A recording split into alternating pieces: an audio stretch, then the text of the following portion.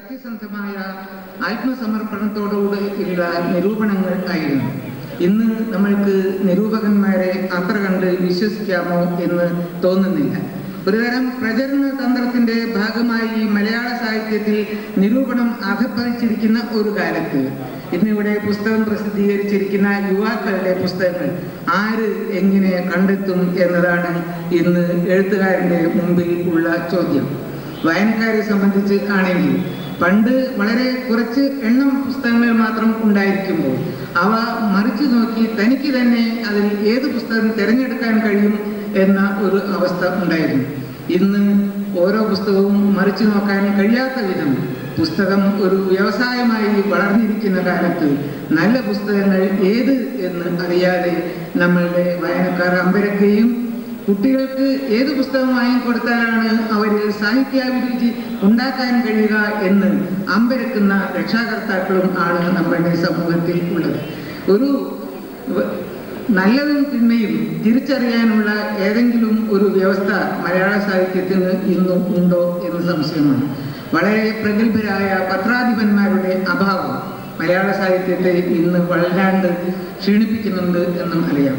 ഒരു കാലത്ത് NE കൃഷ്ണവാര്യരെ പോലെയുള്ള പത്രാധിപരും DC കിഴക്കൈമുറിയെ പോലെയുള്ള പ്രസാധകരും മലയാളത്തിൽ ഒരു കൂട്ടം നല്ല എഴുത്തുകാരെ മുന്നോട്ട് കൊണ്ടുവരുന്നതിൽ ഉപാധികളായി ഇരുന്നിട്ടുണ്ട് എന്ന് ഇന്നത്തെ എല്ലാ എഴുത്തുകാരും ഓർക്കും എന്ന് തന്നെയാണ് ഞാൻ വിചാരിക്കുന്നത്. കഴിവുകളാണ് ഈ അടുത്ത ദിവസങ്ങളിൽ നാം കണ്ടിരിക്കുന്നത്. എഴുത്തുകാരെ എന്നും രാഷ്ട്രീയക്കാർക്കും ഭരണാധിപന്മാർക്കും ഭയമായിരുന്നു എന്നത് സത്യമാണ്. ഈ ഭയമാണ് അവരെ തങ്ങളുടെ കുടയ്ക്ക് കീഴിൽ വേലി കെട്ടി നിർത്തിയാൽ ഇനി ഭയപ്പെടേണ്ടല്ലോ എന്ന ചിന്തയിൽ അവരെ എത്തിച്ചിരിക്കുന്നു.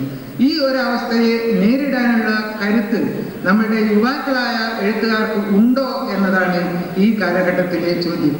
മറ്റൊന്നുള്ളത്, ഇന്ന് നമ്മെ എങ്ങും വേദനിപ്പിച്ചു കൊണ്ടിരിക്കുന്ന സാമൂഹ്യ യാഥാർത്ഥ്യങ്ങളോട് പ്രതികരിക്കാനുള്ള പ്രതിബദ്ധതയും ആത്മാർത്ഥതയും അവർക്ക് ഉണ്ടോ എന്നാണ്. ഏത് സംഭവത്തെയും തലയ്ക്ക് മുകളിലൂടെ ഒഴുകിപ്പോവാൻ അനുവദിക്കുന്ന ഒരു ഹൃദയലാഘവത്വം നമ്മുടെ യുവാക്കൾ ആയ എഴുത്തുകാരിൽ പലർക്കും ഉണ്ട്. അങ്ങനെ ആവുന്നതിന് പകരം ഒഴുക്കിൽ നിന്ന് അല്പം തലയുയർത്തി തിരിഞ്ഞു നിൽക്കാനുള്ള കരുത്ത് ഉള്ള എഴുത്തുകാർക്ക് മാത്രമേ ഒരു കാലഘട്ടത്തിൻ്റെ വക്താവായിട്ട് ഉള്ള ശക്തരായ എഴുത്തുകാരായി മാറാൻ കഴിയുള്ളൂ എന്ന് തോന്നുന്നു. പിന്നെ മലയാള ഭാഷയെപ്പറ്റി നമ്മൾക്ക് എമ്പാടും വേവലാതികൾ ഇപ്പോൾ ഉണ്ട്. അടുത്ത ഒരു തലമുറ വരുമ്പോഴേ മലയാളം ഇല്ലാതായി പോകുമോ എന്ന് ഇവിടെ മുമ്പ് സംസാരിച്ചവർ സൂചിപ്പിക്കുകയുണ്ടായി. വാസ്തവത്തിൽ എനിക്ക് അത്തരത്തിലുള്ള യാതൊരു ഭയവും ഇല്ല.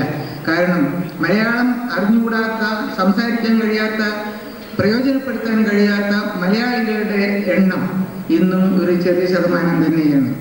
നമ്മൾ നഗരങ്ങളിലുള്ള ആളുകളെ ആണ് സൂചിപ്പിക്കുന്നതെങ്കിൽ, നമ്മൾ ഇംഗ്ലീഷ് മീഡിയത്തിൽ മാത്രം പഠിപ്പിക്കുന്ന കുട്ടികളുടെ രക്ഷിതാക്കളെയും കുട്ടികളെയും ആണ് ഉദ്ദേശിക്കുന്നതെങ്കിൽ തീർച്ചയായിട്ടും മലയാളത്തിന് ഭാവിയില്ല.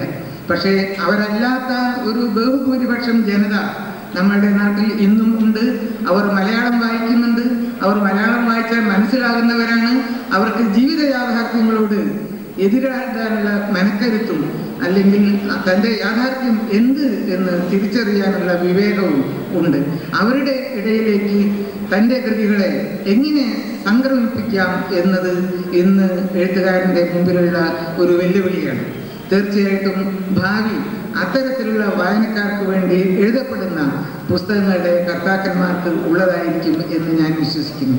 അത്തരത്തിലുള്ള പുസ്തകങ്ങൾ കണ്ടെടുക്കാനുള്ള ഒരു വ്യവസ്ഥ നമ്മളുടെ DC രവി ഉണ്ടാക്കും എന്നും DC രവിയെ പോലെയുള്ള മറ്റു പ്രസാധകരും ഉണ്ടാക്കും എന്നുള്ള ആഗ്രഹത്തോടു കൂടി ഞാൻ എൻ്റെ ഈ വാക്കുകൾ അവസാനിപ്പിക്കുന്നു. ഇനി യുവത്വത്തിന്റെ ഹരമായ കവി ശ്രീ ബാലചന്ദ്രൻ ചുള്ളിക്കാടിനെ ക്ഷണിക്കട്ടെ.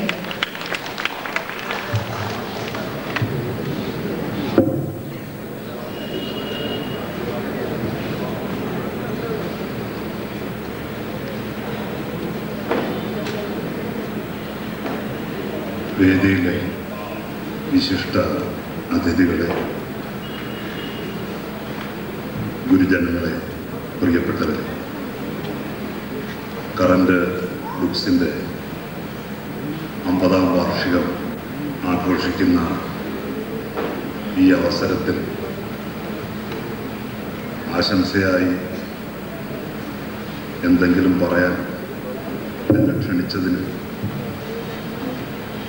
ഞാൻ ഹൃദയപൂർവ്വം നന്ദി പറയും.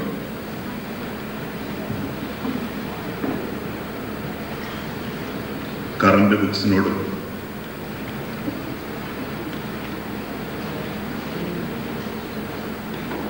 അമ്പത് കൊല്ലം മുമ്പ്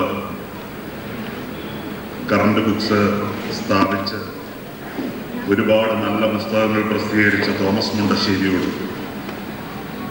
പിന്നീട് കറന്റ് ബുക്സ് ഏറ്റെടുത്ത് ഇന്നത്തെ നിലയിലേക്ക് വളർത്തിയ DC കിഴക്കേമുറിയോട്,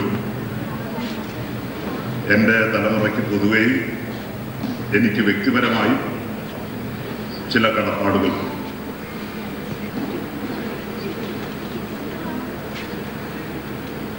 Uroob, T Padmanabhan, Madhavikutty, Kovilan, MT Vasudevan Nair, VKN, അങ്ങനെ വളരെയധികം നല്ല കഥാകൃത്തുക്കളുടെ ഹൃദയസ്പർശിയായ കഥകൾ എൻ്റെ തലമുറയ്ക്ക് വായിക്കാൻ കഴിഞ്ഞത് തൃശ്ശൂർ കറന്റ് ബുക്സ് പ്രസിദ്ധീകരിച്ചത് കൊണ്ടാണ്. ആ പുസ്തകത്തിൻ്റെ രൂപഭാവങ്ങളെല്ലാം തന്നെ ബാല്യകാല സ്മരണകളോടൊപ്പം ഇന്നും ഞങ്ങളുടെ ഓർമ്മയിൽ പച്ചപിടിച്ചു നിൽക്കുന്നുണ്ട്.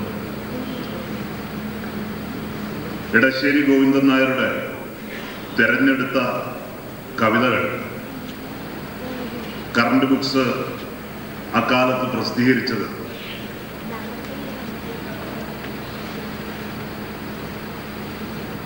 ഇന്നും ഒരനുഭവമായി ഞങ്ങൾ അനുസ്മരിക്കുന്നുണ്ട്. ഈ കറന്റ് ബുക്സ് തൃശ്ശൂരിൽ ആരംഭിക്കുകയും ഇത്രയധികം നല്ല കഥകളൊക്കെ പ്രസിദ്ധീകരിക്കുകയൊക്കെ ചെയ്തത് തോമസ് മുണ്ടശ്ശേരിയുടെ വ്യവസായത്തിൻ്റെയും ബിസിനസ്സിൻ്റെയും ഒക്കെ ഭാഗമായിരുന്നു. എങ്കിൽ തന്നെ അവയേക്കാൾ വിശാലമായ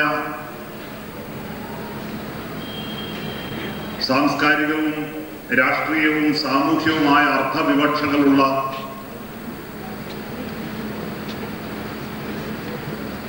ഒരു സംരംഭം കൂടിയായിരുന്നു അത്. രണ്ടു തരത്തിൽ. ഒന്ന്, നമ്മുടെ സാഹിത്യത്തിന്റെ ജനാധിപത്യവൽക്കരണത്തിൽ. രണ്ട്, നമ്മുടെ ജനങ്ങളെ സാഹിത്യവൽക്കരിക്കുന്നു. അങ്ങനെ രണ്ടു തരത്തിലും അതൊരു രാഷ്ട്രീയ പ്രാധാന്യം കൂടിയുള്ള സാമൂഹ്യ പ്രാധാന്യം കൂടിയുള്ള ചേഷ്ടയായിരുന്നു എന്ന് ഇന്ന് വിലയിരുത്താൻ കഴിയും.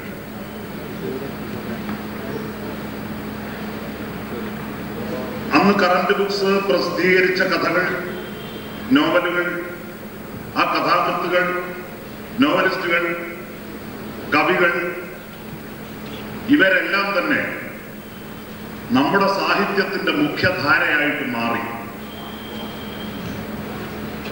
അങ്ങനെ മുഖ്യധാരയായിട്ട് മാറിയപ്പോൾ ഈ കഥകളിലൂടെ പ്രകാശിതമായ സാധാരണ മനുഷ്യരുടെ അനുഭവ ലോകം നമ്മുടെ സാമൂഹ്യ ജീവിതത്തിന്റെ മുഖ്യധാരയുടെ ഭാഗമാണ്.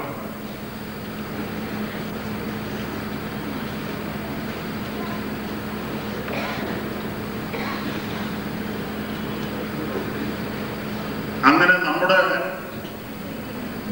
സാമൂഹ്യ ജീവിതത്തിന്റെ മുഖ്യധാരയിൽ VKന്റെ ചാത്തൻസിനും പ്രമുഖമായ ഒരു സ്ഥാനം ലഭിച്ചു. ടി പത്മനാഭന്റെ ഏകാഗിയായ മനുഷ്യനും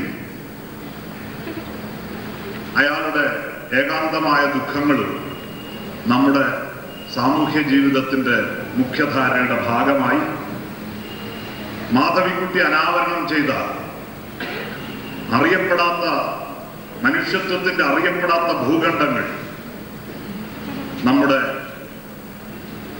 സാംസ്കാരിക സാമൂഹ്യ ജീവിതത്തിന്റെ മുഖ്യധാര ഭാഗമായി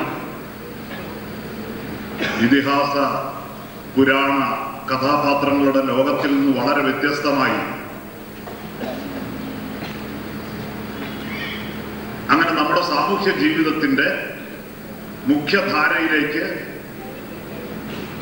നമ്മുടെ സാംസ്കാരിക ജീവിതത്തിന്റെ മുഖ്യധാരയിലേക്ക് ഏറ്റവും സാധാരണക്കാരായ, വേറൊരു ഭാഷയിൽ പറഞ്ഞാൽ വോട്ടർമാരുടെ ജീവിതം, വികാര വിചാരങ്ങൾ, ചിന്തകൾ, ആത്മീയവും വൈകാരികവും സാമ്പത്തികവും സാമൂഹ്യവുമൊക്കെ ആയുള്ള ആവശ്യങ്ങൾ, അപൂർണതകൾ, അപര്യാപ്തതകൾ ഇതെല്ലാം കടന്നു വന്നു.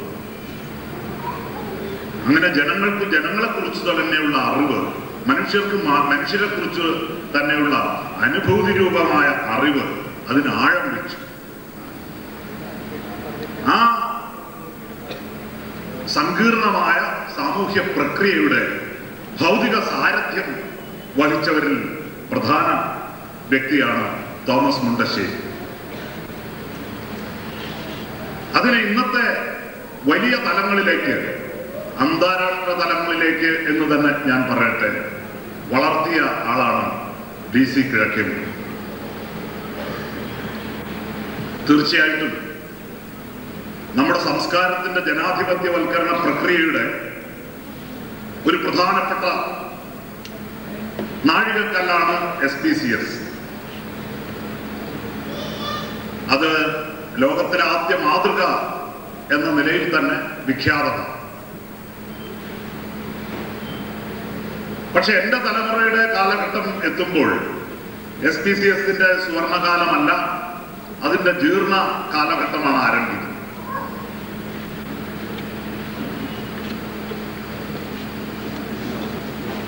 ജനങ്ങൾക്ക് ഇഷ്ടപ്പെട്ട, ജനങ്ങൾ പണം കൊടുത്തു വാങ്ങുന്ന ഒരുപാട് പുസ്തകങ്ങളുണ്ട്. ആ എഴുത്തുകാർക്ക് ലഭിക്കുന്ന ജനകീയ അംഗീകാരത്തിന്റെ പേരിൽ SPCSന് കിട്ടുന്ന ലാഭം കൊണ്ട് SPCS പിന്നീട് ചെയ്തതും ഇന്നും ചെയ്തുകൊണ്ടിരിക്കുന്നതും ജനങ്ങൾക്ക് യാതൊരു ആവശ്യവുമില്ലാത്ത, ആരും പണം കൊടുത്തു മേടിക്കാത്ത പുസ്തകങ്ങൾ അതിന്റെ ഭരണസമിതിയുടെ ഇഷ്ടാനിഷ്ടങ്ങൾക്ക് ഒത്ത് തിരഞ്ഞെടുത്ത് പ്രസിദ്ധീകരിക്കുക എന്നതാണ്. അങ്ങനെ കമ്പോസ്റ്റ് വളത്തിന് പോലും കൊള്ളാത്ത അവസ്ഥയിൽ കുറെ പുസ്തകങ്ങൾ SPCSൽ ഇപ്പോഴും കെട്ടിക്കിടപ്പുണ്ട്.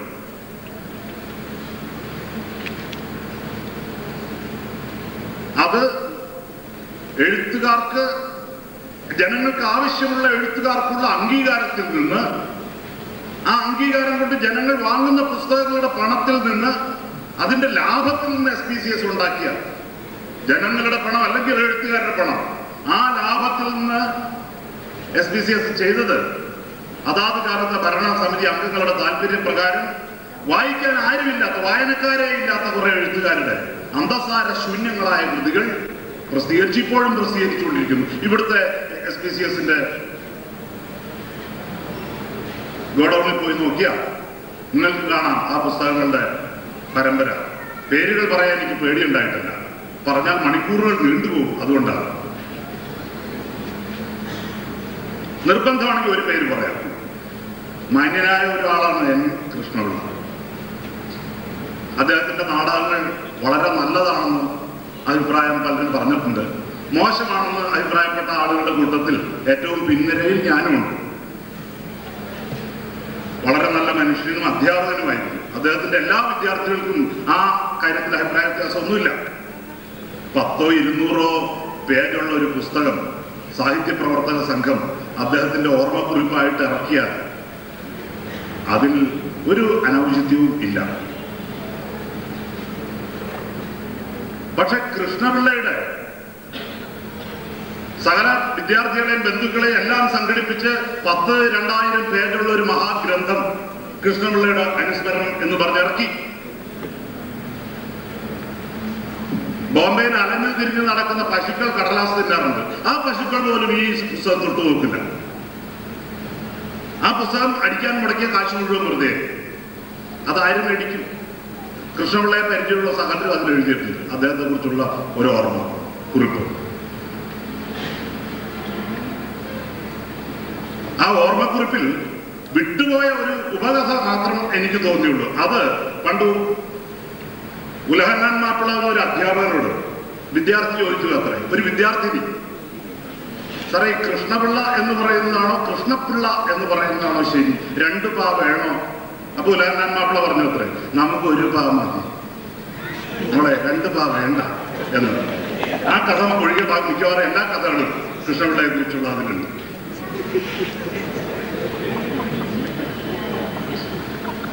ഇതൊരു ഉദാഹരണം. ഇനി വേറൊരു ഉദാഹരണം വേണമെങ്കിൽ പറയാം. പണിക്കോട്ടി എന്നൊരു കവിയുണ്ട്, കേട്ടിട്ടില്ലേ? അദ്ദേഹം എങ്ങനെയാ കവിയായതെന്ന് SPCS പ്രസിദ്ധീകരിച്ചു പണിക്കോട്ടിയുടെ കവിതാ സമാഹാരം. എന്താ പണിക്കോട്ടിയുടെ യോഗ്യത? അദ്ദേഹം CPM-ന്റെ സംസ്ഥാന കമ്മിറ്റി അംഗമാണ്.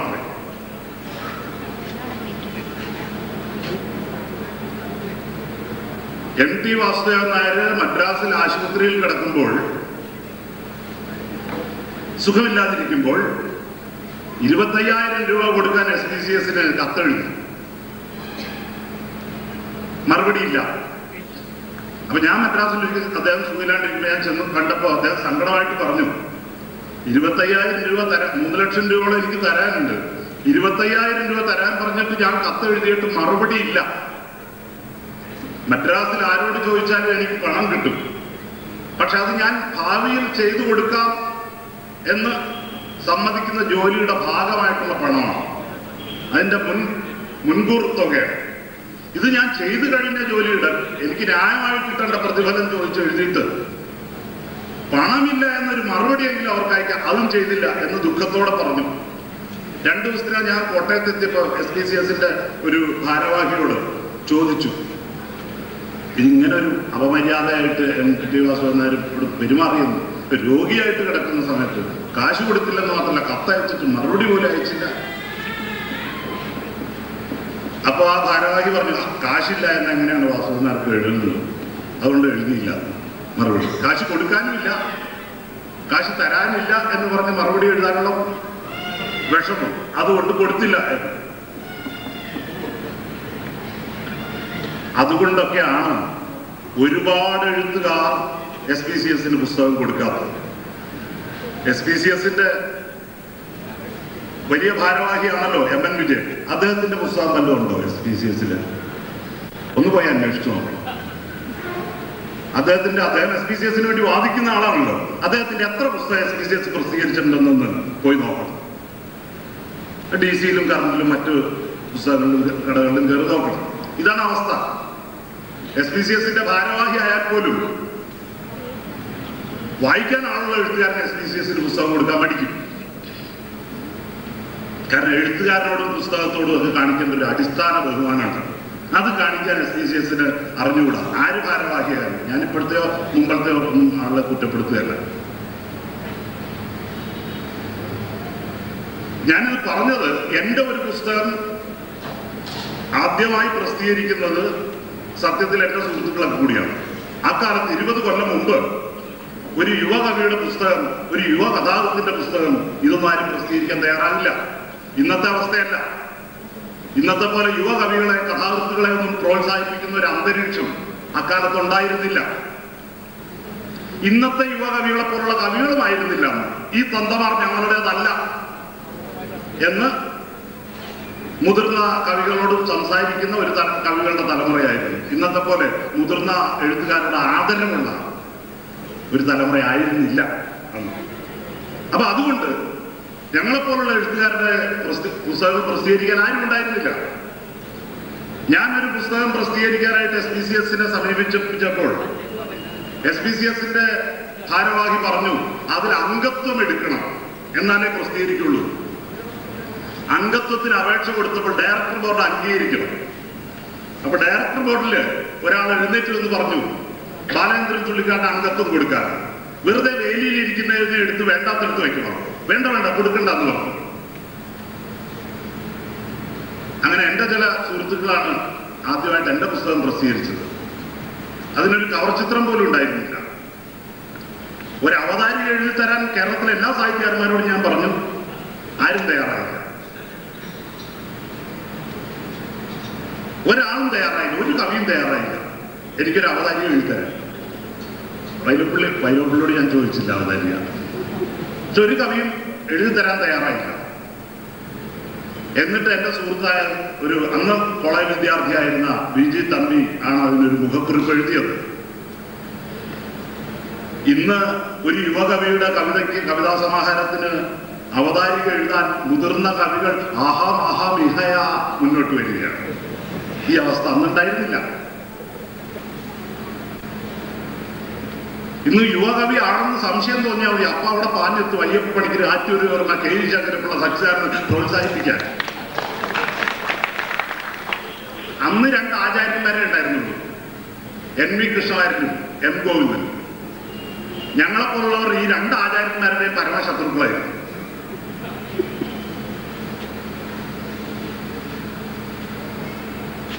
അതുകൊണ്ട് കൃഷ്ണവാര്യർ മരിക്കുന്നത് വരെ എന്റെ ഒരു സാധനം പ്രസിദ്ധീകരിച്ചിരുന്നില്ല. മാതൃഭൂമി അദ്ദേഹം പത്രാധിപരായിരിക്കുന്ന ഒരു പത്രത്തിൽ. അങ്ങനെ കൃഷ്ണവാര്യരുടെ പത്രാധിപത്യത്തിൽ പ്രസിദ്ധീകരിക്കപ്പെടുക കവിത എഴുതാനുള്ള അനിവാര്യത അല്ല എന്ന് തെളിയിക്കാൻ ഔദാര്യപൂർവ്വം അദ്ദേഹം ഈ അവസരം തന്നു.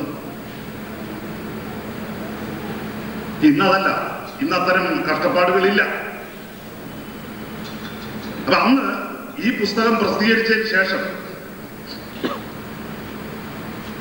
ആ പുസ്തകം കൊണ്ടുവരുന്ന വിറ്റ് ഞാൻ മഹാരാജ് കോളേജ് പഠിക്കായിരുന്നു. രാമേന്ദ്രനൊക്കെ അന്ന് ഈ പുസ്തകം 3-4 രൂപ വിലയുള്ള ഒരു കവർ ചിത്രം പോലും അടിക്കാനില്ലാത്ത സൗജന്യമായി കിട്ടിയ ഈ വിവാഹക്കത്ത് അടിച്ചു കഴിഞ്ഞ് ബാക്കിയുള്ള കടലാസ് കൊണ്ട് കവർ ഉണ്ടാക്കിയ ആ പുസ്തകത്തിന്റെ ഒരു കോപ്പി ഞാൻ ഇപ്പോഴും സൂക്ഷിച്ചു വെച്ചിട്ടുണ്ട്. ഈ യുവജനങ്ങളുടെ ഹരം എന്നൊക്കെ ഇപ്പൊ പറഞ്ഞില്ലേ, ഇങ്ങനെയുള്ള സ്തുതികൾ കേൾക്കുമ്പോൾ ഞാൻ വീട്ടിൽ പോയിട്ട് ആ പുസ്തകം എടുത്ത് നോക്കി കരയും. കാരണം പണ്ടൊരാൾ മന്ത്രിയായി, ഒരു പിച്ചക്കാരനെ രാജാവ് മന്ത്രിയാക്കി. അപ്പൊ 5 മിനിറ്റ് നേരം അകത്ത് അടച്ചിരുന്ന് കഴിഞ്ഞിട്ടേ പുറത്തു വരുള്ളൂ പിച്ചക്കാരൻ മന്ത്രിയായപ്പോ ദിവസവും. ഇതിന്റെ രഹസ്യം രാജാവ് കണ്ടുപിടിക്കാൻ എത്ര ചോദിച്ചിട്ടും ആ മന്ത്രി പറയുന്നില്ല. അവസാനം രാജാവ് നിർബന്ധിച്ചപ്പോ പറഞ്ഞു, അങ്ങ് എന്നെ മന്ത്രിയാക്കുന്നതിന് മുമ്പുള്ള ആ കീറ ഉടുപ്പുകൾ ഞാനിവിടെ വച്ചിരിക്കുകയാണ് ഈ പെട്ടിയിൽ. ദിവസം അത് എടുത്തു നോക്കി ഞാൻ ആരാണ് എന്ന ബോധ്യത്തോടെ പുറത്തിറങ്ങാറുണ്ട്. അതുപോലെ ഇത്തരം സ്തുതികളൊന്നും കേട്ടാൽ അതിൽ വിശ്വസിക്കാതിരിക്കാൻ വേണ്ടി ദിവസവും ഞാൻ ആ കീറ പുസ്തകം എടുത്ത് നോക്കാറുണ്ട്. അന്ന് വിദ്യാർത്ഥിയായിരുന്ന എന്നെ എനിക്ക് ജീവിക്കാനൊന്നും നിർത്തിയില്ല. എന്നെ പോലുള്ള ഒരുപാട് പേർക്കാണ് അങ്ങനെയാണ്. ഇന്നത്തെ പോലെ അച്ഛനമ്മമാര് ഓൽറ്റിൻ അല്ല ഇപ്പോഴെന്താന്നറിയില്ല ടാങ്ക് അതൊക്കെ കൊടുത്തു വളർത്തുന്ന ഒരു തലമുറയായിരുന്നില്ല ഞങ്ങൾക്ക്. പരമാവധി ബസ് കാശ് അത്രയും കൊടുത്ത പിള്ളേർ വിടാറുണ്ട്. അന്ന് എന്നെപ്പോൾ എനിക്കാണെങ്കിൽ പ്രത്യേകിച്ചും ആരുമില്ല, വീട്ടിലും കയറ്റില്ല, നാട്ടിലും കയറാൻ നിവൃത്തിയില്ല, ഒരു നിവൃത്തിയുമില്ല. അപ്പോഴാണ് DC കിഴക്കേമ്പൂർ വിളിച്ചിട്ട് പറഞ്ഞത്, പഠിത്തം തുടരണം. പഠിത്തം തുടരാതിരിക്കാൻ ഒരു ബുദ്ധിമുട്ടുണ്ടായി. പഠിച്ചിരുന്ന കോളേജിൽ ആരോ സിവിക് ചന്ദ്രന്റെ ഇത് ഞങ്ങളുടെ റിപ്പബ്ലിക് അല്ല എന്ന കവിത നോട്ടീസായി വിതരണം ചെയ്തു. പോലീസ് പറയുന്നത് ആ ഞാനാണ് വിതരണം ചെയ്തത്, അത് എന്റെ കവിതയാണ്. എന്ത് ചെയ്യും? പോലീസ് അന്വേഷിച്ചു വരുന്നു. അപ്പൊ മാനേജ്മെന്റ് വിളിച്ചു പറഞ്ഞു, ഇവിടുന്ന് പോയിക്കോളണം, ഇവിടെ ഇനി മേലാൽ തുടരാൻ പാടില്ല. ആ പ്രതിസന്ധി ഘട്ടത്തിലാണ് എന്ന് എനിക്കറിയാം എന്റെ കവിതകളൊന്നും തന്നെ ഭാവി പുരുഷാന്തരങ്ങൾ വായിക്കാൻ വേണ്ടി എഴുതപ്പെടുന്നതുമല്ല, ആ വ്യാമോഹവും എനിക്കില്ല. എന്റെ കവിതകൾ വിസ്മരിക്കപ്പെടും എന്ന കാര്യത്തിലും എന്റെ പേര് ഭാവിയിൽ ആരും ഓർക്കാൻ പോകുന്നില്ല എന്ന കാര്യത്തിലും എനിക്ക് യാതൊരു സംശയവുമില്ല, എനിക്കതിന് ദുഃഖവുമില്ല. ഒരു പൂമ്പാറ്റയുടെയോ പൂവിന്റെയോ പൂർണ്ണത പോലും എന്റെ സാഹിത്യത്തിനില്ല. അപ്പോൾ പിന്നെ ഒരു പൂമ്പാറ്റയ്ക്കും ഒരു പുഷ്പത്തിനും ഇല്ലാത്ത അനശ്വരത ഞാൻ മോഹിക്കുന്നു എന്ന് പറഞ്ഞാൽ അത് ബുദ്ധിശൂന്യതയാണ്. കവിത്വം കുറവാണെങ്കിലും ബുദ്ധിക്ക് ഒരു കുറവുമില്ല. അപ്പൊ അതുകൊണ്ട് ഞങ്ങളെപ്പോലുള്ളവരെ സംബന്ധിച്ചിടത്തോളം വായനക്കാരുടെ കൈകളിൽ ഈ പുസ്തകം എത്തുക എന്നത് പ്രധാനപ്പെട്ട ഒരു കാര്യം. അതാണ് വളരെ ഭംഗിയായിട്ട് DC ബുക്സ് ചെയ്തത്. കൃത്യം ഈ SPCS പുസ്തകം അടക്കി വെക്കുന്നവന്റെ അപ്പൊ അവനത് ഭംഗിയായിട്ട് നിർവഹിക്കും. എന്ത് ചെയ്യും? അപ്പൊ ഈ അപമാനം കൂടി എഴുത്തുകാർ ചെയ്യേണ്ടി വരും. DC ബുക്സിനെ സംബന്ധിച്ചിടത്തോളം ഒരു സ്വകാര്യ സ്ഥാപനം ആണെങ്കിൽ പോലും അതിനെ വലിയ എഴുത്തുകാരും എന്നെപ്പോലുള്ള ചെറിയ എഴുത്തുകാരും ഒക്കെ ഒരുപോലെ ആശ്രയിക്കാൻ കാരണം ഈ ഞങ്ങൾ പ്രതീക്ഷിക്കുന്ന ഏറ്റവും മിനിമം മര്യാദ, മനുഷ്യത്വം, ഞങ്ങളുടെ ആത്മാഭിമാനത്തോടുള്ള ഒരു ആദരം, ഇതെല്ലാം DC കാണിച്ചിരുന്നു എന്നുള്ളതാണ്. അപ്പൊ അങ്ങനെ ഇപ്പൊ ഇന്ന് പുസ്തകം മരിക്കുന്നുവെന്ന്, വായന കുറയുന്നുവെന്ന്, മലയാള ഭാഷ തകരുന്നുവെന്ന് എന്നെല്ലാം നമ്മൾ ഉത്കണ്ഠപ്പെടുന്നുണ്ട്. പക്ഷേ അപ്പോൾ തന്നെ ഒരു സത്യം, ഇന്നത്തെ അത്രയും പുസ്തകങ്ങൾ മലയാളിയുടെ ചരിത്രത്തിൽ ഒരിക്കലും പ്രസിദ്ധീകരിക്കപ്പെടുന്നില്ല. ഇന്നത്തെ അത്രയും പത്രമാസികകൾ മലയാളിയുടെ ചരിത്രത്തിൽ ഒരിക്കലും ഉണ്ടായിട്ടില്ല. ഇത്രയധികം പുസ്തകങ്ങൾ നമ്മൾ വിചാരിക്കും പ്രളയത്തൊന്നും ഒരു 50 കൊല്ലം മുമ്പൊക്കെ എല്ലാവരും ഇരുന്ന് പുസ്തകം ഇങ്ങനെ വായിച്ചുകൊണ്ടിരിക്കും. കഞ്ഞി കുടിക്കാൻ പോലും പറഞ്ഞ് 50-60 കൊല്ലം തോർത്താണ് വേഷം. അവിടെയാണ് പുസ്തകം ഇരുന്നിങ്ങനെ ഇപ്പൊ പറയുന്ന കേട്ടത്. പണ്ട് ഭയങ്കര വായനയായിരുന്നു, ആളിലിരുന്നിങ്ങനെ പുസ്തകം വായിച്ചു. അങ്ങനെയൊന്നുമില്ല, അതൊക്കെ ചുമ്മാ വെറുതെ പറയുന്നതാണ്. അങ്ങനെ പുസ്തകം ആരും അങ്ങനെ വായിച്ചുകൊണ്ടിരുന്നിരുന്നില്ല. കുറച്ചുപേര് വായിച്ചിരുന്നു. ഇപ്പോൾ കുറെ കൂടി പേര് വായിക്കുന്നു. ഇംഗ്ലീഷ് മീഡിയം ഉണ്ട്, മലയാള ഭാഷ പോകുന്നുണ്ട്. പക്ഷേ ഏറ്റവും അടിത്തട്ടിലുള്ള മനുഷ്യർ സർക്കാർ സ്കൂളിലേക്ക് കുട്ടികളെ വിട്ട് മലയാളം മീഡിയത്തിൽ പഠിപ്പിക്കുന്നുണ്ട്. ഏറ്റവും ദരിദ്രരായ മനുഷ്യരുടെ മക്കൾക്ക് മലയാളം പഠിക്കാനുള്ള ഒരു അവസരം കേരളത്തിൽ കൈവന്നിട്ടുണ്ട്. ഞാൻ മലയാള സംരക്ഷണ വേദി എന്ന് പറയുന്ന ഒരു സംഘടനയുടെ അംഗമായിരുന്നു കുറച്ചു നാൾ. ആ കാലത്താണ് എൻ്റെ മകനെ സ്കൂളിൽ ചേർക്കേണ്ടി വന്നത്.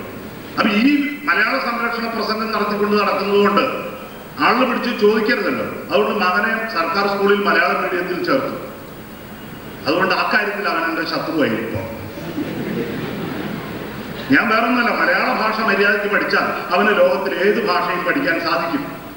2, സർക്കാർ സ്കൂളിൽ പഠിച്ചാൽ ജീവിതത്തിന്റെ കഷ്ടപ്പാടും ദുരിതവും എല്ലാം കുട്ടിക്കാലത്ത് തന്നെ ശീലിക്കും.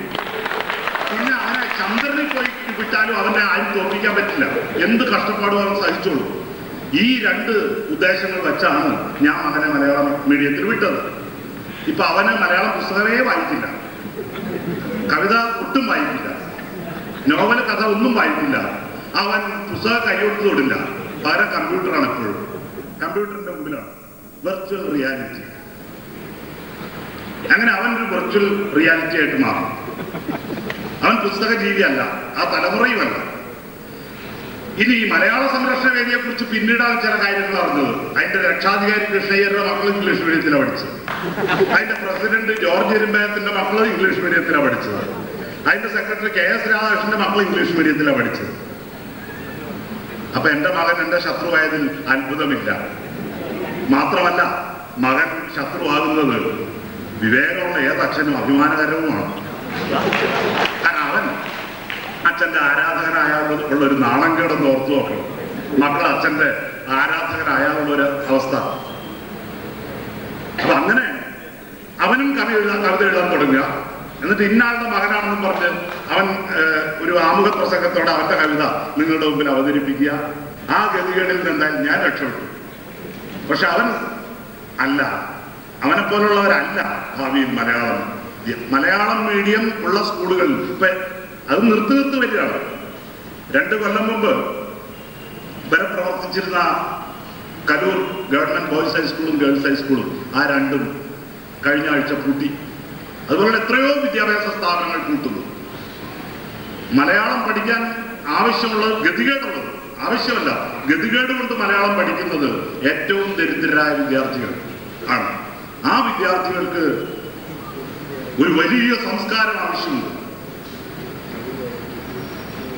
ആ വിദ്യാർത്ഥികൾക്ക് മലയാള ഭാഷ ആവശ്യമുണ്ട്. ഇവിടുത്തെ ഏറ്റവും ദരിദ്രരായ ജനങ്ങളുടെ മക്കൾക്ക് മലയാള ഭാഷ ആവശ്യമുണ്ട്. അവർക്ക് മലയാള ഭാഷ മാത്രമല്ല ആവശ്യം, അവർക്കൊരു വലിയ സംസ്കാരം ആവശ്യമുണ്ട്. മനുഷ്യൻ ഇന്ന് വരെ ആർജിച്ച മുഴുവൻ വിജ്ഞാനം അവർക്ക് ആവശ്യമുണ്ട്. കാരണം അവർക്ക് അവരുടെ തന്നെ ജീവിതത്തിൽ നിന്ന് മോചിപ്പിക്കാനുണ്ട്. അവർക്ക് അടുത്ത നൂറ്റാണ്ടിലെ മുഴുവൻ വെല്ലുവിളികളും നേരിടാനുണ്ട്. അവർക്ക് മുന്നിൽ ഒരു ജീവിതം, മുഴുവൻ സാധ്യതകളുടെ ഒരു മഹാഖനി അവർക്ക് മുന്നിൽ കിടക്കുകയാണ്. അവർക്ക് നഷ്ടപ്പെടാൻ ഒരു ചുക്കുമില്ല, അവർക്ക് നഷ്ടപ്പെടാൻ കൊട്ടാരങ്ങളില്ല, അവർക്ക് നഷ്ടപ്പെടാൻ അമേരിക്കയോ ഗൾഫ് രാജ്യങ്ങളോ ഇല്ല. അവർക്ക് നഷ്ടപ്പെടാൻ യാതൊന്നുമില്ല. അവർക്ക് നേടാനുള്ളത് സംസ്കാരത്തിന്റെ ഒരു മഹാസാമ്രാജ്യമുണ്ട്. ആ സാമ്രാജ്യം സംരക്ഷിക്കപ്പെടുന്നത് ഈ മലയാള പുസ്തകങ്ങളിലാണ്, മലയാള ഭാഷയിലാണ്. അവർക്ക് വേണ്ടി ഇത് സംരക്ഷിക്കാൻ ഉള്ള വലിയ ശ്രമം ഇന്ന് നടത്തുന്ന പ്രധാനപ്പെട്ട ഒരു സ്ഥാപനമാണ് കറന്റ് ബുക്സും DC ബുക്സും. ആ മഹാപരിശ്രമത്തിന് എല്ലാ വിജയസാധ്യതകളും ആശംസിച്ചുകൊണ്ട് ഞാൻ എൻ്റെ വാക്കുകൾ അവസാനിപ്പിക്കുന്നു. പ്രസിദ്ധ ഭാഷാ പണ്ഡിതനും അധ്യാപകനുമായ ഡോക്ടർ MM ബഷീർ ഇപ്പോൾ ആശംസകൾ അർപ്പിക്കുന്നതാണ്. പൊതുജനങ്ങളെ, സുഹൃത്തുക്കളെ, സഹോദരിമാരെ, അടുത്ത പരിപാടി തുടങ്ങേണ്ട സമയം കഴിഞ്ഞിരിക്കുന്നു. 7:45 ഈ സമ്മേളനം അവസാനിക്കേണ്ടതായിരുന്നു.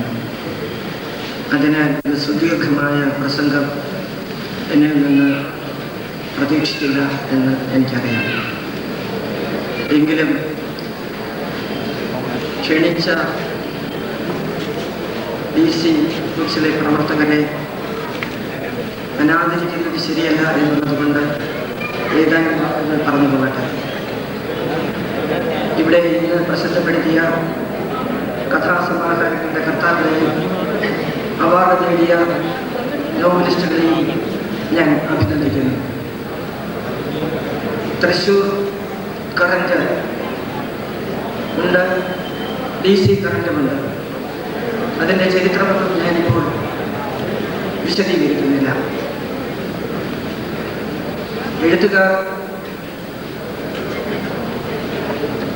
എഴുത്തുകാരിൽ നിന്ന് വായനക്കാർ അകന്നു പോകുന്നു എന്നും വായനക്കാരെ ആകർഷിക്കാൻ എന്താണ് ചെയ്യേണ്ടത് എന്നും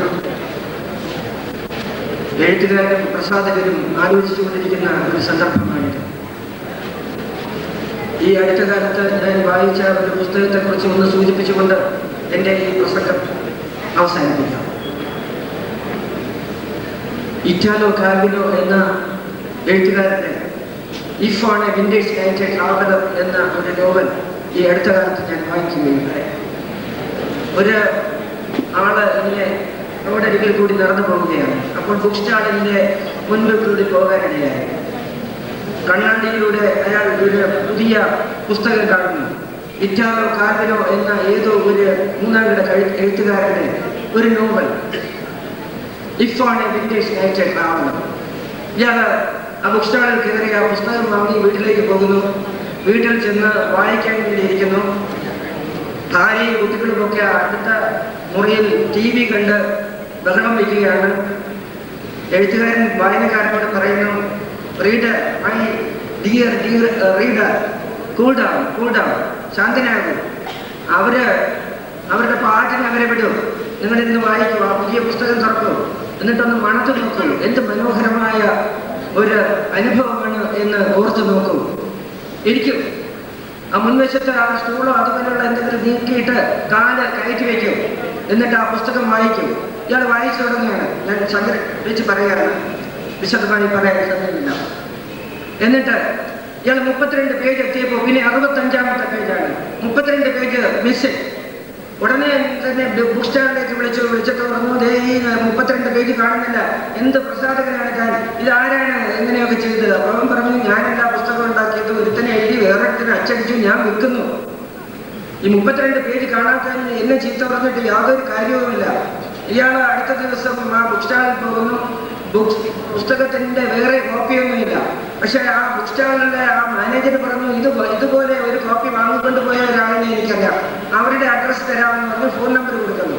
ആ ഫോൺ നമ്പറിൽ വിളിച്ചപ്പോൾ അവിടെ നിന്ന് ഫോൺ എടുത്ത പെൺകുട്ടി പറയുകയാണ്, ഇത് തന്നെയാണ് വീട്, എൻ്റെ ചേച്ചിയാണ് ആള്, അവളൊരു വട്ട സാധനമാണ്. ഇങ്ങനെ ഇറ്റാലോ കാൽവിനോ എന്ന് പറയുന്ന ഒരു 3ാം തരം എഴുത്തുകാരൻ്റെ ഒരു പുസ്തകം വായിച്ചുകൊണ്ട് നടക്കുന്നത് കണ്ടു. അവള് യൂണിവേഴ്സിറ്റിയിൽ റിസർച്ച് ചെയ്യുന്നവളാണ്. അവളെ കണ്ടാല് പുസ്തകം കിട്ടും, പുസ്തകത്തിന്റെ നിങ്ങൾക്ക് മിസ്സിംഗ് ആയിട്ടുള്ള പേജുകൾ കിട്ടുമെന്ന് പറയുന്നു. അയാൾ അവളെ കണ്ടുപിടിക്കുന്നു. അവർ രണ്ടുപേരും കൂടി പുസ്തകം വായിക്കുന്നു. സംശയമുള്ളത് മുഴുവനും യൂണിവേഴ്സിറ്റിയിലെ പ്രൊഫസർമാരോട് ചോദിച്ച് മനസ്സിലാക്കുന്നു. അവരുടെ കഥ ഇങ്ങനെ നീളുന്നു.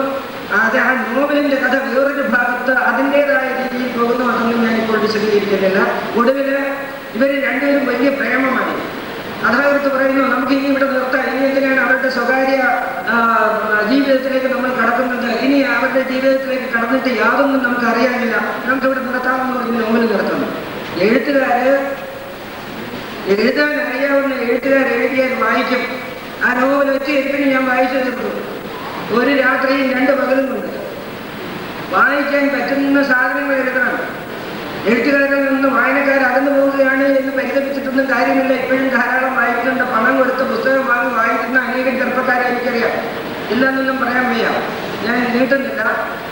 കറണ്ട് ബുക്സിന്റെ ഈ സമ്മേളനത്തിൽ പങ്കെടുക്കുവാൻ അവസരം ലഭിച്ചത് സന്തോഷമുണ്ട്. എല്ലാവരെയും ഈ പുസ്തകങ്ങൾ എഴുതിയ എഴുത്തുകാരെയും പ്രസാധനം നടത്തിയ കറണ്ട് ബുക്സിനെയും DC ബുക്സിനെയും ഒക്കെ അഭിനന്ദിച്ചുകൊണ്ട് അവർക്ക് നല്ലത് വരട്ടെ എന്ന് പ്രാർത്ഥിച്ചുകൊണ്ട് നിർത്തുന്നു. ഇനി പ്രസിദ്ധ സാഹിത്യകാരനും ഇന്ത്യ വിഷന്റെ മാനേജിംഗ് ഡയറക്ടറുമായ ശ്രീ N. ഗോപാലകൃഷ്ണൻ. സുഹൃത്തുക്കളെ, തോമസ് മുണ്ടശ്ശേരി ആരംഭിച്ച് മഹാരാഷ്ട്ര കടത്തി യൗവനത്തിലെത്തിച്ചിരുന്നു. എൻ്റെ ഗുരുജനങ്ങളിൽ അഗ്രഗണ്യനായ DC കിഴക്കുമുറി വളർത്തി വലുതാക്കിയതുമായ കരൺ ബുക്സിൻ്റെ സ്വർണ്ണ ജൂബിലി ആഘോഷങ്ങളിൽ പങ്കെടുക്കുന്നത് വലിയ ചാരിതാർത്ഥ്യത്തോടെ ഈ സ്ഥാപനത്തിൻ്റെ ശതാബ്ദി ആഘോഷങ്ങളിൽ പങ്കെടുക്കാൻ സൗകര്യപ്പെടുമെന്ന് തോന്നുന്നില്ല. കൃതജ്ഞതയും കടപ്പാടും ഞാൻ അറിയിക്കുകയാണ്. നിവേദി ഞങ്ങൾക്ക് ഇരുവർക്കും ഞങ്ങൾ ഇരുവരുടെയും പുസ്തകങ്ങളെ സംബന്ധിച്ച് പറഞ്ഞ എല്ലാ നല്ല വാക്കുകൾക്കും നന്ദി. കറണ്ട് ബുക്സിന് എല്ലാവിധ ആശംസകളും നേരുന്നു. നന്ദി.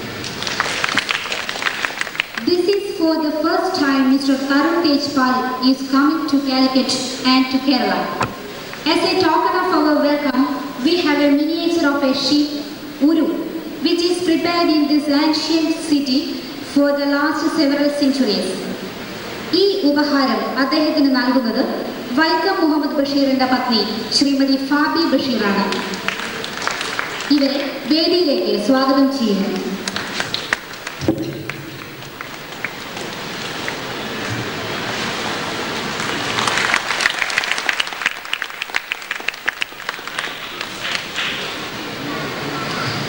കൃതജ്ഞത പ്രകാശിപ്പിക്കുന്നതിനായി ശ്രീ കിളിരൂർ രാധാകൃഷ്ണനെ ക്ഷണിക്കുന്നു.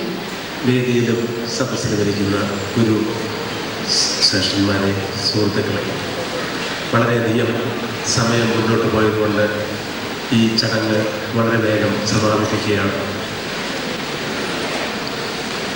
സാർത്ഥകമായ സേവനത്തിൻ്റെ 5 പതിറ്റാണ്ടുകൾ പൂർത്തിയാക്കിക്കൊണ്ട് കേരളത്തിലെ പുസ്തക പ്രസാധന വിപണന രംഗത്ത് മുൻപന്തിയിൽ നിൽക്കുന്ന കറണ്ട് ബുക്സ് അതിൻ്റെ ജൂബിലി ആഘോഷങ്ങൾ ഈ കഴിഞ്ഞ 2 ദിവസമായി നടത്തി വരുന്നതിൻ്റെ സമാപന സമ്മേളനം ഇപ്പോൾ ഇവിടെ സമാപിക്കുകയാണ്.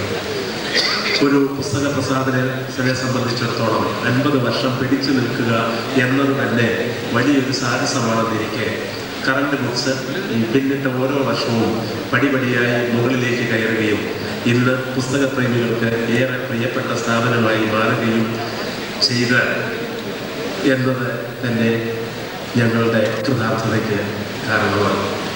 ഇതിന് കാരണക്കാർ കേരളത്തിലെ അക്ഷരസ്നേഹികളായ വായന സമൂഹവും സാഹിത്യ നായകരും ഞങ്ങൾക്ക് നൽകിയ നിർലോഭമായ സഹായ സഹകരണങ്ങൾ മാത്രമാണ് എന്ന് ഞങ്ങൾ തിരിച്ചറിയുന്നു. ഈ തിരിച്ചറിവ് എന്നും കെടാത്ത കൈത്തിരിയായി ഞങ്ങളുടെ മനസ്സിൽ ഉണ്ടാവും എന്ന് ഉറപ്പു തന്നുകൊണ്ട് ഞാൻ ആദ്യം തന്നെ കറണ്ട് ബുക്സിൻ്റെ നാമത്തിൽ ഈ കേരളത്തിലെ മുഴുവൻ വായനക്കാർക്കും സാഹിത്യകാരന്മാർക്കും നന്ദി രേഖപ്പെടുത്തുന്നു. ഈ ചടങ്ങിൻ്റെ ഈ യോഗത്തിൻ്റെ അധ്യക്ഷൻ മലയാള ചെറുകഥയുടെ കുലപതിയായ ശ്രീ ടി പത്മനാഭൻ. അദ്ദേഹം എക്കാലവും കറണ്ട് ബുക്സിൻ്റെ വിജയത്തിനായി കലവറയില്ലാതെ പിന്തുണ നൽകി പോരുന്ന സ്നേഹസമ്പന്നനായ വ്യക്തിയാണ്. പ്രിയപ്പെട്ട ശ്രീ ടി പത്മനാഭന്, നമ്മുടെ പ്രിയപ്പെട്ട പപ്പേട്ടന് അദ്ദേഹത്തിൻ്റെ അഭാവത്തിൽ ഞാൻ കൃതജ്ഞത രേഖപ്പെടുത്തുന്നു. ഈ യോഗം ഉദ്ഘാടനം ചെയ്തത് നമ്മുടെ പ്രിയപ്പെട്ട അഴീക്കോട് മാഷാണ്. അദ്ദേഹം ഇന്ന് അസാധാരണമാവിധം ഈ സദസ്സിനെ മുഴുവൻ പിടിച്ചടക്കിക്കൊണ്ട് ഒരുപക്ഷെ ഇനി വരാനിരിക്കുന്ന ഇന്ദ്രജാലത്തെക്കാൾ വലിയൊരു ഇന്ദ്രജാലം തന്നെ കാഴ്ചവെച്ച് അതിമനോഹരമായ ഒരു പ്രസംഗം കൊണ്ട് നമ്മളെ ധന്യരാക്കി. അഴീക്കോട് വാത്സൽ മാഷിൻ്റെ അദ്ദേഹം എപ്പോഴും ഞങ്ങളോട് പ്രകടിച്ച് പൊളിപ്പിച്ചു പോരുന്ന വാത്സല്യവും സഹായ സഹകരണങ്ങളും ഹൃദയപൂർവ്വം സ്മരിച്ചുകൊണ്ട് മാഷിനും ഞാൻ നന്ദി രേഖപ്പെടുത്തുന്നു. Shri Tarun Tejpal has blessed us by his thoughts. He is one among the most brilliant media personality in India, and we thank Mr. Tarun and his wife, Mrs. Geetan, for coming all the way from Delhi for this special occasion. Thank you, sir. ഈ jubilee award ദാനം നിർവഹിച്ചത് ശ്രീ സക്കറിയാണ്. ഇന്ന് മലയാള സാഹിത്യത്തിൽ ഉജ്ജ്വലമായ പ്രഭയോടെ മിന്നിത്തിളങ്ങുന്ന കഥാകാരനാണ് അദ്ദേഹം. അതുകൊണ്ട് തന്നെ ഈ അവാർഡ് നൽകാൻ സർവ്വതാ സമർത്ഥമായ കരങ്ങൾ അദ്ദേഹത്തിൻ്റെതാണെന്ന് ഞങ്ങൾ വിശ്വസിക്കുന്നു. അവാർഡ് നേടിയ നവാഗതർക്ക് അദ്ദേഹം നൽകുന്ന പ്രോത്സാഹനവുമായി അത് മാറിയിരിക്കുന്നു. ശ്രീ സക്കറിയയ്ക്ക് കറൻ ബുക്സിൻ്റെ നാമത്തിൽ ഹൃദയപൂർവ്വം നന്ദി രേഖപ്പെടുത്തുന്നു. അവാർഡ് നേടിയ 2 നോവലുകളുടെ പ്രകാശനം നിർവഹിച്ചത് സാഹിത്യ അക്കാദമി പ്രസിഡന്റും മലയാളികളുടെ പ്രിയപ്പെട്ട കഥാകാരനും സാഹിത്യരംഗത്ത് ആചാര്യസ്ഥാനം അലങ്കരിക്കുന്ന വ്യക്തിയുമായ ശ്രീ NP മുഹമ്മദാണ്. ശാരീരിക അസ്വാസ്ഥ്യങ്ങളെ മറന്നും ഇവിടെ എത്തി ഈ മകൾ കർമ്മം നിർവഹിച്ച അദ്ദേഹത്തിൻ്റെ സ്നേഹവാത്സല്യങ്ങൾക്ക് കറൻ ബുക്സിൻ്റെ നാമത്തിൽ ഞാൻ ഹൃദയപൂർവ്വം നന്ദി രേഖപ്പെടുത്തുന്നു. നവാഗതരായ 6 കഥാകൃത്തുക്കളുടെ 6 പുസ്തകങ്ങൾ പ്രകാശിപ്പിച്ചുകൊണ്ട് കറണ്ട് ബുക്സുമായുള്ള ദൃഢമായ സൗഹൃദത്തിന് അല്പം കൂടി മാറ്റി വർദ്ധിപ്പിക്കുകയാണ് ഞങ്ങളുടെ പ്രിയ സുഹൃത്തും പ്രസിദ്ധ നോവലിസ്റ്റും കഥാകാരനുമായ ഡോക്ടർ പുനത്തിൽ കുഞ്ഞബ്ദുള്ള ചെയ്തത്. ഇപ്പോഴും എപ്പോഴും ഞങ്ങൾക്ക് എല്ലാവിധ സഹായങ്ങളും നൽകിപ്പോരുന്ന ശ്രീ പുനത്തിൽ കുഞ്ഞബ്ദുള്ളയ്ക്കും ഞാൻ ഹൃദയപൂർവ്വം കറൻ ബുക്സിൻ്റെ നാമത്തിൽ നന്ദി രേഖപ്പെടുത്തുന്നു. വ്യക്തിപരമായ നിരവധി തിരക്കുകൾക്കിടയിലാണ് ശ്രീമതി P. വത്സല. എങ്കിലും കറൻ ബുക്സിനോടുള്ള സൗഹാർദ്ദം മുൻനിർത്തി മറ്റെല്ലാ തിരക്കുകളും മാറ്റിവെച്ച് ഇവിടെ എത്തിച്ചേരുകയും ആശംസകൾ അർപ്പിക്കുകയും ചെയ്ത വത്സല ടീച്ചർക്ക് കറൻ ബുക്സിൻ്റെ നാമത്തിൽ ഞാൻ നന്ദി രേഖപ്പെടുത്തുന്നു. ശ്രീ ബാലചന്ദ്രൻ ചുള്ളിക്കാട് ഞങ്ങളുടെ ഉറ്റമിത്രമാണ്. ഉച്ചയ്ക്ക് ശേഷം നടന്ന കവി സമ്മേളനം ഉദ്ഘാടനം ചെയ്തത് അദ്ദേഹമാണ്. അതിന് പുറമെയാണ് ഇവിടെ ഈ സ്നേഹാശംസകൾ അറിയിക്കാൻ അദ്ദേഹം സന്നിഹിതനായത്. മലയാളത്തിൻ്റെ പ്രിയങ്കരനായ കവി ശ്രീ ബാലചന്ദ്രൻ ചുള്ളിക്കാടിനും കറൻ ബുക്സിൻ്റെ നാമത്തിൽ ഞാൻ ഹൃദയപൂർവ്വം നന്ദി രേഖപ്പെടുത്തുന്നു. Doctor M. Basheer Curran books പ്രവർത്തകർ ഓരോരുത്തർക്കും സഹോദര തുല്യമായ സ്നേഹവും സഹകരണവും നൽകി പോരുന്ന വ്യക്തിയാണ്. പ്രശസ്ത നിരൂപകനും സാഹിത്യകാരനുമായ ശ്രീ ബഷീറിന് അദ്ദേഹം നമുക്ക് നൽകിയ സ്നേഹാശംസകളുടെ പേരിൽ ഞാൻ ഹൃദയപൂർവ്വം നന്ദി രേഖപ്പെടുത്തുന്നു. ഏറ്റവും ഒടുവിൽ ആശംസകൾ അർപ്പിച്ചത് ശ്രീ N. ഗോപാലകൃഷ്ണനാണ്. അദ്ദേഹം അറിയപ്പെടുന്ന സാഹിത്യകാരൻ മാത്രമല്ല, അപാര ബുദ്ധിശാലിയുമാണ്. അതുകൊണ്ട് തന്നെയാണ് അദ്ദേഹം ഒടുവിൽ സംസാരിച്ചത്. ഒടുവിൽ പറയുന്നതും ഉറക്കെ പറയുന്നതും നമ്മുടെ ഓർമ്മയിൽ നിൽക്കുമെന്ന് അദ്ദേഹത്തിന് അറിയാം. കറൻ ബുക്സിൻ്റെ ഉറ്റമിത്രവും കോഴിക്കോട് ശാഖകളുടെ കാരണവരുമായി ഇപ്പോൾ ഇവിടെ കഴിയുന്ന എല്ലാ സഹായവും ഞങ്ങൾക്ക് നൽകിക്കൊണ്ടിരിക്കുന്ന ശ്രീ ഗോപാലകൃഷ്ണനും ഹൃദയപൂർവ്വം ഞാൻ നന്ദി രേഖപ്പെടുത്തുന്നു. ഇനി എനിക്ക് കൃതജ്ഞത പറയാനുള്ളത് ഈ സ്ഥാപനത്തിലെ കറണ്ട് ബുക്സിലെ ഓരോ ജീവനക്കാരോടുമാണ്. ആത്മാർത്ഥതയോടെ അർപ്പണബോധത്തോടെ അവർ ഒറ്റയ്ക്കും കൂട്ടായും നടത്തിയ അത്യധ്വാനത്തിൻ്റെ ഫലമായാണ് കറണ്ട് ബുക്സ് വിജയത്തിൻ്റെ പടികൾ ഒന്നൊന്നായി കുതിച്ചു കയറിയത്. വിനയപൂർവ്വവും സൗഹൃദം പ്രകാശം പരത്തുന്നതുമായ അവരുടെ സേവനത്തിൽ പുസ്തകപ്രേമികൾ തൃപ്തരാണ്. മറ്റെവിടെയും കിട്ടാത്ത ഊഷ്മളമായ വരവേൽപ്പാണ് തങ്ങൾക്ക് കറണ്ട് ബുക്സ് ശാഖകളിൽ ലഭിച്ചിരിക്കുന്നതെന്ന് ഞങ്ങളുടെ വായനക്കാർ സന്തോഷപൂർവ്വം പറയാറുണ്ട്. അതിൽ ഞങ്ങൾക്ക് അഭിമാനവുമുണ്ട്.